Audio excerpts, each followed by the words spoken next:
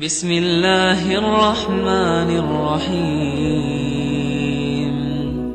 الحمد للہ الذی انزل على عبده الكتاب ولم يجعل له عوجا۔ سب تعریف اللہ ہی کو ہے جس نے اپنے محبوب بندے محمد صلی اللہ علیہ وآلہ وسلم پر یہ کتاب نازل کی اور اس میں کسی طرح کی کجی اور پیچیدگی نہ رکھی۔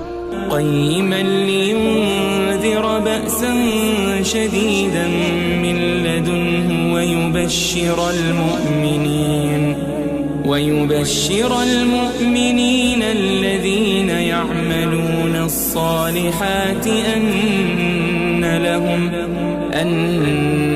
لهم أجرا حسنا ماكثين فيه أبدا۔